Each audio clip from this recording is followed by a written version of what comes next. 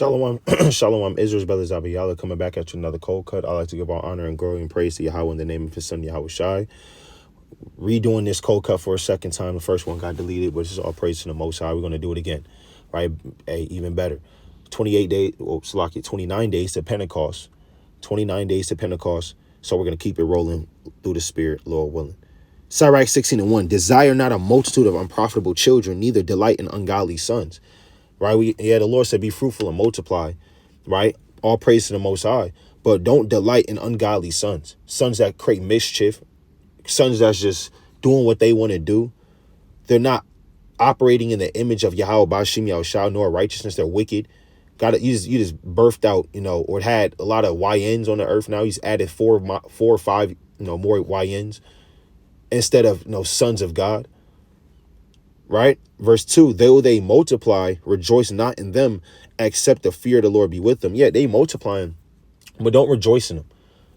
Right? They don't have the fear of the Lord. So what you rejoicing in them for? Why? Because they got a degree. They went to the school of science and arts, and they traveled across the world to be in the Navy, and you're rejoicing in them. You're having parties, and you're so proud of yourself. They don't fear the Most High. So what you rejoicing in them for? They're gonna die like the rest of the wicked.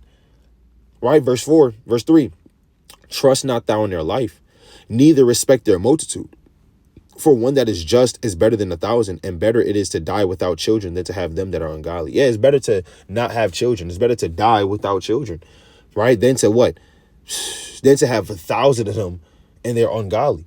You want to make sure that hey, if you have a child, they will at least walk in the image of Yahweh Bashim Yahushua. At least one of them, right? You don't want to respect their multitude. Because what if the Lord just take away their life presently? Let's get an example of that. Let's go to the book of 1 Samuel chapter 2. You have to walk in the image of the Lord and provide that example for them. This 1 Samuel chapter 2. And I'll start at verse. Let's see what we want. This is 1 Samuel chapter 2. And we're going to start at verse. Let's read about Phinehas and Hophni. All right, let's see what they were doing. Let's see what they were doing. They were laying with every woman at the door of the tabernacle, at the door of the congregation. Right? This is 1 Samuel chapter 2, and we're going to start at verse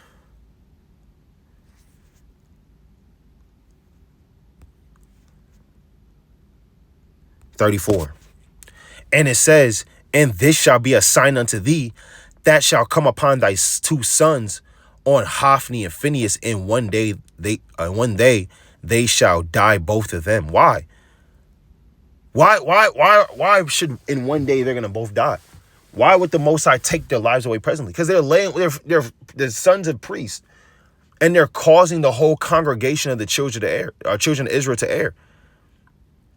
Especially the daughters of Zion, because they're committing fornication with them and not taking them to be their wife. Providing a horrible example on the children of Israel, so the Lord had to take away their lives presently. But that all starts with Eli. And Eli eventually got judged for not correcting his sons the right way. See, your children can get judged. Obviously not for, your specific sins. But if you're not walking in the right way of Yahweh Bashim Yahushua, you're going to lead them to believe that that's the way they can walk as well. Let's go to Wisdom of Solomon chapter 4 and verse 4. Wisdom of Solomon chapter 4. Let's start verse 5. Start verse 6. For children begotten of unlawful beds are witnesses of wickedness against their parents in their trial. So guess what? Children that, that are had through adultery, like some of us, children that were had through fornication in the ancient world, that child is a representation of the wickedness of their parent. They would be cast out the congregation. They wasn't dealing with you if your mother was a harlot. She would be called a strange woman. So what that woman did, it's now that name is imposed on her child. And he has to bear that. No matter if he's a mighty man, he's a man that, he does well for the community and everybody knows him. But his mom, his mother, his father was a murderer from the beginning, and his mother was a harlot. So therefore, he would not inherit with us. That happened to somebody. That happened to somebody in the scriptures. And he was a mighty man. Let's go to Judges chapter 11, verse 1. Judges 11:1. Now, Jephthah, the Gileadite, was a mighty man of valor, and he was the son of an harlot, and Gilead begat Jephthah. And Gilead's wife bare him sons, and his wife's sons grew up And they thrust out Jephthah and said unto him, thou shalt not inherit in our father's house, for thou art the son of a strange woman. Yeah, you're not, your mother was a harlot. I don't care if he was a mighty man or not. You are a son of a strange woman. Get up out of here. What you doing? We're not dealing with that. And that's how they will treat you in the ancient world. We don't want to repeat this cycle. Our children are our sons and daughters of strange men and women. We're supposed to be Israelites in this truth, but you're just having more babies in the world that just grow up to be YNs. They don't really care about this truth. You never talk to them about it in the house. They never really hear it. The only time they hear the truth is when you have a video playing in the bathroom by yourself, because you don't want to be around your family to influence them in the way of the righteousness. But what did the Lord say in Deuteronomy chapter 6? It's the book of Deuteronomy chapter 6. And let's start at verse number 7. And thou shalt teach them diligently unto thy children, and shalt talk of them when thou sittest in thine house, and when thou walkest by the way, and when thou liest down, when thou risest up. Yeah, you don't talk to your children about the law, statutes, commandments. You're afraid they're not going to like you anymore. They're going to say daddy's boring. Who gives a damn if daddy's boring? Daddy's trying to teach you not to die. Mom, I don't like when I get around mom. She always talks about the Sabbath day. I want to go play outside. Who gives a damn? The Lord said, this is what you got to do. You got to teach them diligently. When you sit in the house, you just bringing up the laws, bringing up the commandments. Hey, what you been studying? What you been reading? You remember that assignment I gave you 2 days ago? Yeah. What did you do it? What is that about? All right, break down the scripture for me. Hey, when thou walkest by the way, you may be walking outside, maybe at a park, maybe just out and about doing errands. You see, oh man, that's a lot of grass outside. That grass is cut. Oh man, so look, son, look, daughter. Right, look at that grass. Man is compared to his grass in the Bible. Where? Let's go to Isaiah 40 and verse 7 and James chapter 1 and verse 17. Let's bring it out. Let's show you. I didn't know that. And now they learn something new. You always got the trees, water. There's a precept for everything. There's literally a precept for everything in this Bible. Goes into every concept. Everything in this life that you know it is in the Bible. You can bring out anything. And it says what? And when thou liest down, you may be lying down. And when thou risest up, as soon as they get up in the morning, you're throwing up the prayers and you teaching them what the Hebrew means for that prayer. And now they learn something new. And thou shalt bind them for a sign upon thy hand, and they shall be as frontlets between thine eyes. And so they have to always be thinking about the law, statutes, commandments, because you're their biggest influence. Verse 9, and thou shalt write them upon the posts of thy house and on thy gates. Yeah, that's not literal. You don't take the smallest, sharpest pen and all day you call off work, and all day you start from the bottom, you go all the way up, then you come around the door, then you go right back to the bottom with 613 laws written down. That's not what it's talking about.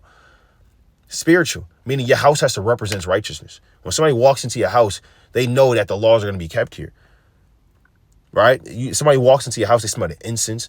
They damn sure there ain't going to be no pork there. No shrimp, crab, and lobster. The laws are going to be talked about. Some righteous music maybe. Right? But when you write them upon the post of thy house and on thy gates, your house represents that. Represents the law, statutes, commandments of Yahweh Shem Yahushua. Let's go to Sirach chapter 47, verse 19. Sirach chapter 47 and verse number 19. And it says, thou didst bow thy loins unto women, and by thy body thou was brought into subjection. Yeah, if you're dealing with harlots and, prostitution and adultery and, all types of manner of fornication as a man, you're going to be brought into subjection because you bowed your loins unto women. Right? And what else to say? Verse 20, thou didst stain thine honor and pollute thy seed, so that thou broughtest wrath upon thy children and was grieved for thy folly. Yeah, you brought wrath upon your children. All right? You're going to be grieved for your folly for that, man. They're going to be grieved for that. You polluted your seed. And it says, so thou broughtest wrath upon thy children and was grieved for thy folly, man. They're gonna understand what you did, and they're going to have to bear that fruit. Like I said, we just brought out an example of being thrust out the congregation. People not really dealing with them. Not getting part of that inheritance. They're always going to be known for what their father has done. Always going to be known what their father has done, or their mother. Let's go to Proverbs chapter 20, verse 7. Let's end it off with this. So you want to be a great example for your children, if you have them. A righteous example. It's never too late. It's Proverbs 20 and 7. If the just man walketh is in his integrity, his children are blessed after him. And you want to walk in your integrity. You want your children to be blessed after you. With that, I'd like to give all honor and glory and praise to Yahweh Shem Yahushua. Bid mighty strong. Shalom.